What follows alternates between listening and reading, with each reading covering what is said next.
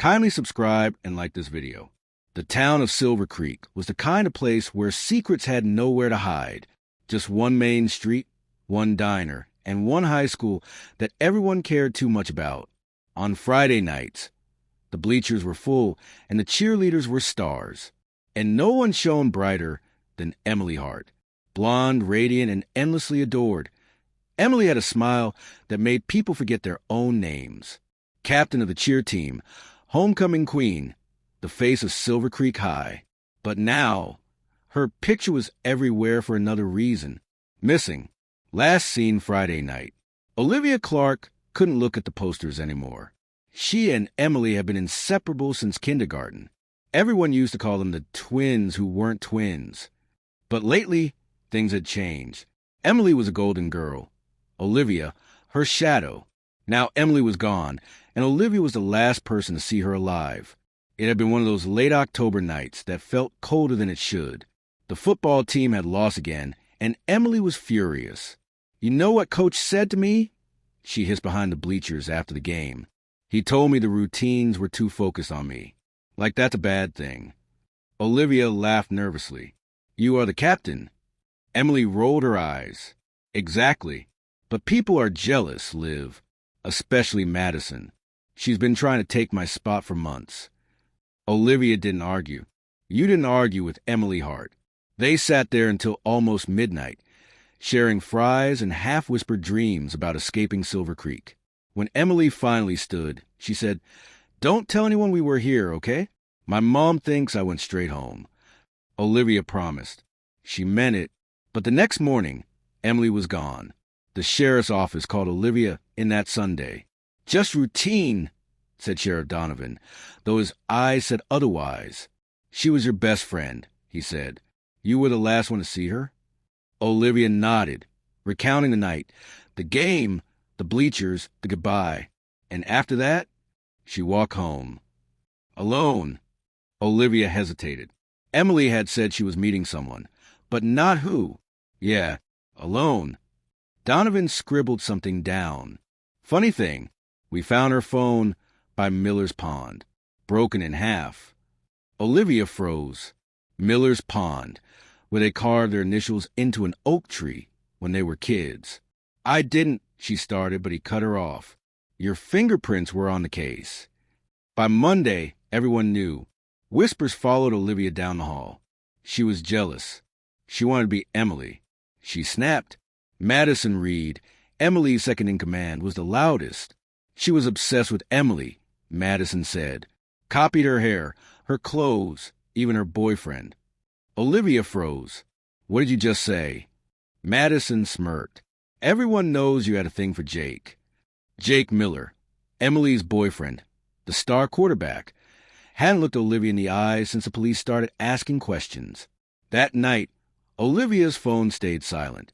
No calls, no texts, until midnight. An unknown number. You should have stayed quiet. They found Emily 3 days later. Miller's Pond. The whole town came out for the vigil. Candles flickered in the cold, their reflections trembling on the water. Olivia stood at the edge, staring at the police tape wrapped around the oak tree, the one mark with their initials. E+O. It looked like a gravestone. Reporters whispered that Emily had been strangled. No signs of a struggle. Then came another rumor. Emily's gold necklace, the one Jake gave her, was missing. By morning, it was found in Olivia's locker. "Someone setting me up?" Olivia cried to the sheriff. Donovan sighed. "The necklace, the fingerprints, the text between you two." "What text?" He slid his phone across the table. "Screenshots. Messages from her number." "Olivia, you'll regret this." "Olivia, meet me at the pond tonight. We need to talk." "I didn't send those." "Your number says otherwise." Her stomach twisted. Someone was framing her, and they were good at it. When she left the station, every glance felt sharp. Every whisper sounded like her name. Even her parents looked at her differently. The next night, Olivia broke into Emily's room. She told herself it was to find proof, something to clear her name, but deep down, she also wanted answers. The room smelled like perfume. Cheer trophies lined the shelf. Photos of Emily smiling with Jake.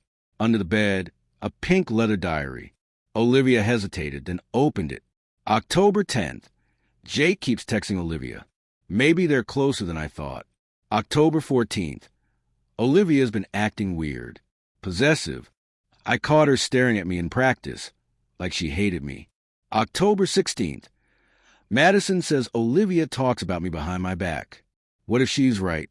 October 17th. Meeting someone at the pond tonight. Not Jake. Can't write who it is. Not yet. If anything happens, check there first. The entry ended there. The next day, Olivia cornered Madison in the locker room. Who was Emily meeting that night? Madison went pale.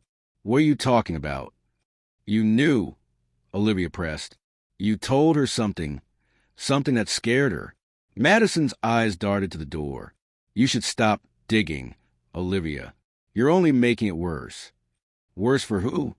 Before Madison could answer, Jake walked in, eyes red. You need to stop this, he said quietly. Everyone's already decided what happened. Olivia stepped closer. Then tell me, Jake, who was she meeting? He looked down. Me. Jake's confession came out in broken pieces. He and Emily had been fighting for weeks. She found out he'd been texting Olivia, just talking, he insisted. But Emily was furious, jealous. She threatened to tell everyone Jake had cheated. She said she'd ruin me, Jake whispered. So I told her to meet me at the pond. I just wanted to calm her down. Olivia's heart pounded. And then she started screaming, saying I didn't deserve her. I pushed her. She fell. Olivia stared at him. You killed her. Jake's eyes glistened. It was an accident. I panicked. Madison helped me hide the phone. She said we'd make it look like you did it, because everyone already believed you would. You both destroyed my life, Olivia whispered. Jake reached for her, but she was already gone.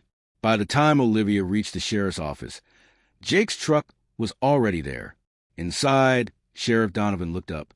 Olivia, we were just about come find you. Jake sat in the corner, cuffed, hollow-eyed. He came in 10 minutes ago.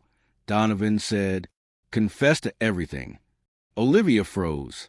Madison, too, the sheriff added. We'll verify her story, but it looks solid. You're free to go, Olivia. Outside, dawn broke over Silver Creek.